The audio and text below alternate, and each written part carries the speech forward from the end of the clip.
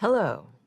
Our focus today is a topic in sociology that has increasing importance for all of us, and that is online social communities. Think about it. As human beings, we spend our entire lives growing up and learning how to live within social communities, and our membership in these communities, or networks, affects our identities. It contributes to who we are as social beings. All aspects of our lives are somehow influenced by the people in our social networks: work, play, professional, family, and friend networks, right? And we, in turn, influence the other people in our networks. So, given our intense need for social interaction, it shouldn't be a surprise that social networking and online communities exploded once the technology became widely available. Today, I'd like to focus primarily on the benefits or advantages of online communities, rather than on the drawbacks or disadvantages. And I'd like to organize these into 5 overlapping arenas. These arenas are personal relationships, professional relationships, commercial relationships, investment relationships, and play relationships. Okay? That's personal, professional, commercial, investment, and play. We'll look at these briefly, one by one. Let's first consider personal relationships. We all know that one positive aspect of social networking is that it allows us to make new friends and strengthen our current relationships with old friends and family members.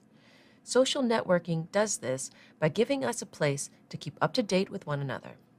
We show pictures that let everyone know what we've been doing, we announce good and bad news, and we have a stage for expressing our opinions about everything from politics to fashion.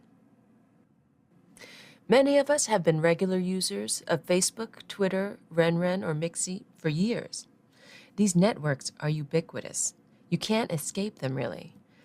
And recent research indicates that most users report positive social benefits from being members of these networks. 50% of teenage users say their relationships with their friends have improved as a result of social networking sites.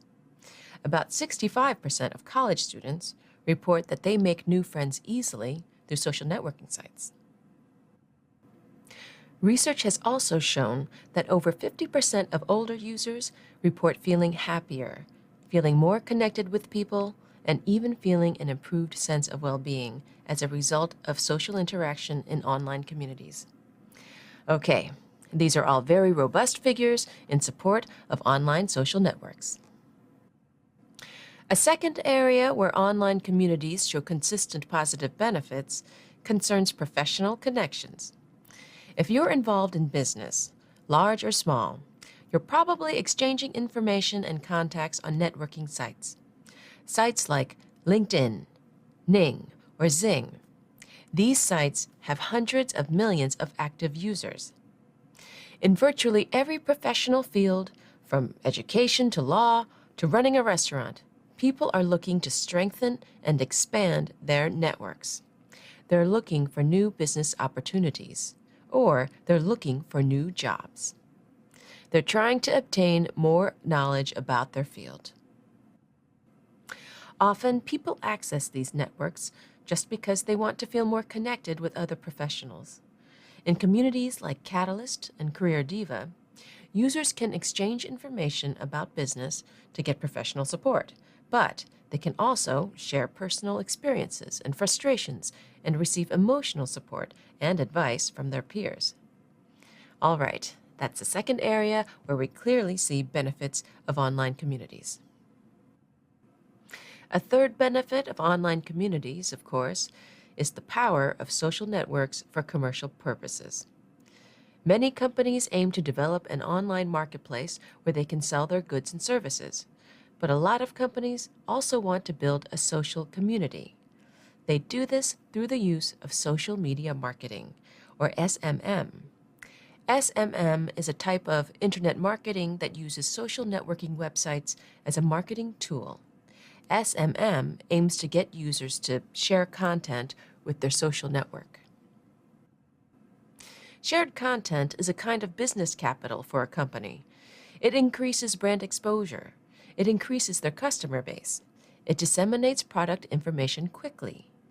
SMM also generates social interaction with the intended aim of creating a stronger relationship between a company and its customers.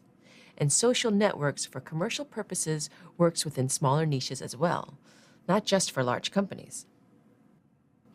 Okay, so we have social, professional, commercial, and now the fourth area concerns investment. Investment is vital for any business organization, finding the resources to operate and expand. And investment is not just monetary investment, but social investment also. Nonprofit organizations like the Red Cross, the World Wildlife Fund, or TED all need social communities to raise awareness of their ideas and causes, and also to raise funds for operations. One way they do this is through crowdfunding. Crowdfunding is the practice of presenting a product or a venture to an online community, and members of the community are encouraged to participate, to give money, and to share ideas, and share their passion with others in their network. Crowdfunding communities such as Kickstarter, Meetup, or Indiegogo are not just for entrepreneurs trying to make money off of an idea or product. Social causes, such as NGOs and nonprofits, are also active users of crowdfunding, and these types of organizations are supported by passionate online communities. All right, so we've looked at 4 different types of relationships that can benefit from online communities. The 5th type of online community concerns play, what we do in our leisure time, what we do for fun. One aspect of play communities is huge, and that is gaming. Playing games online with other players in a virtual gaming community. A recent poll in Game Studies, a journal of computer game research, suggests that approximately 1 out of every 4 internet users visits online gaming sites on a daily basis. These are visits to gaming communities such as Steam or GameSpot or Kotaku, where game players can interact with a number of games and an unlimited number of players from around the world. Members of these online gaming communities feel they are doing more than just playing games. They feel a sense of camaraderie, a sense of belonging, a feeling that they are part of a genuine community. Okay, so today we've looked at 5 benefits of online communities. I'll leave you with this final thought. People have been using the internet for decades now, and online communities have been a major social force behind the growth of the internet, which has enormous potential benefit for improving social relationships and building social communities. It looks like everybody's here. Hi. We have a lot to review, so let's get started. Ben, can you start us off? Any thoughts about online communities? Sure. Yeah. Well, first, I wonder if the lecture was a little bit too positive. Like it was all positive about online communities, no drawbacks. I think it was a little bit too one-sided in that way.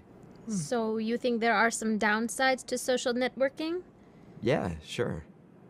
Well, I have to agree. Because nothing is perfect.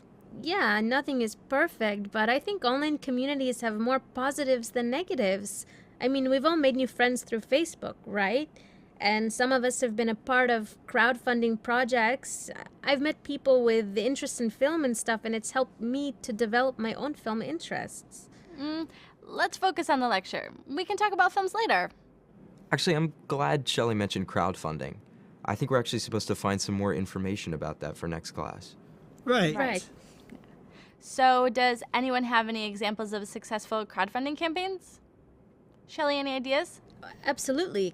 Kickstarter in New York has had more than 10,000 successful campaigns with like a 33% success rate.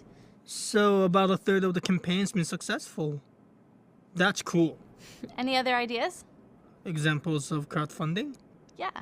Well, I was looking up some sources, and a big one is called Indiegogo.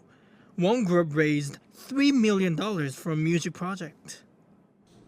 So, Ben, you're a musician. Do you know of any successful music projects? Yeah, let me think. Actually, this small-time musician named Julia Nunez, she raised about $80,000 on a crowdfunding site, but she was already popular on YouTube. Oh, so she became popular first and then raised money second. That makes sense. All right. So we have examples of successful film and music campaigns. That's a good start.